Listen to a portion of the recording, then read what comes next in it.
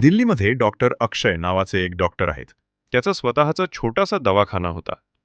भिंतीवर पांढरा कोट टांगलेला असे, पण तो नेहमी साध्या कपड्यांत असायचा. प्रॅक्टिस करून घरी जात असताना वाटेत त्यांना एक झोपडपट्टी लागायची. त्या झोपडपट्टीचे दृश्य बघून त्यांचे मन विचलित व्हायचे.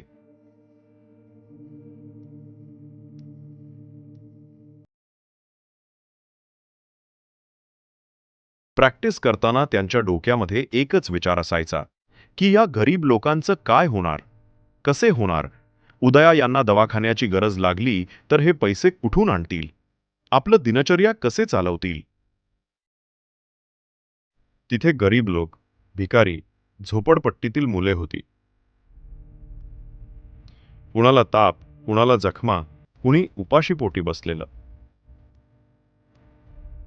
एक दिवस त्यांनी झोपडीच्या बाजूला आपली गाडी लावली आणि एक ठाम निर्णय घेतला. दर रविवारी आपण या लोकांचा फुकट इलाज करायचा. पहिल्यांदा कोणी आलं नाही. ते एकटेच लोकांची वाट बघू लागले. हळूहळू लहान मुले जवळ येऊ लागली. मग लोक येऊ लागले. अक्षय जमिनीवरच बसला आणि औषधं वाटू लागला. तेव्हा एका आईने रडत सांगितलं, डॉक्टर, माझ्याकडे पैसे नाहीत. अक्षय तिच्याकडे पाहून हसला आणि म्हणाला, तुमचं हसू हेच माझी फी आहे. त्यावेळी एक वृद्ध भिकारी पुढे आला. त्याने औषध घेतलं आणि हात जोडले. डोळ्यांत पाणी आणून तो म्हणाला, बाळा, तुझ्या हातांनी आयुष्य वाचतंय. देव तुझं भलं करो. अक्षयच्या डोळ्यांत समाधान उमटलं. हे सर्व दृश्य एक पत्रकार कॅमेऱ्यात टिपत होता. त्याने हा व्हिडिओ सोशल मीडियावर टाकला. काही तासातच हा व्हिडिओ व्हायरल झाला.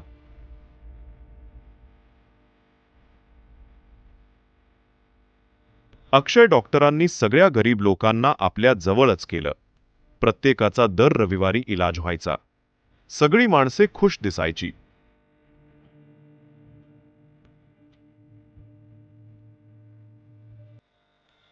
ही बातमी वाऱ्यासारखे पसरली आणि मदतीचा ओघ सुरू झाला. त्या मदतीच्या ओघातून अक्षय डॉक्टरांच्या कार्यात बरेच डॉक्टर जॉईन झाले आणि सगळ्यांनी मिळून तसेच ती मदत स्वीकारून स्ट्रीट क्लिनिक या नावाचे हॉस्पिटल उभे केले आहे. या क्लिनिकमध्ये बऱ्याच गरीब लोकांचा फुकट उपचार आजही केला जातो. हजारो लोकांना अक्षयची माणुसकी दिसली. स्वयंसेवक, मदतनीस त्याच्या जवळ आले. कोणी औषधं आणलं, कोणी अन्न, कोणी कपडे. आणि अशा प्रकारे सुरू झालं स्ट्रीट क्लिनिक. रस्त्यावरच उपचार, रुग्ण, औषधं आणि मदतीसाठी धावून आलेले लोक. याला म्हणायचा खरा धन्वंतरी. त्यांच्या कार्याला UB पिक्चरचा सलाम.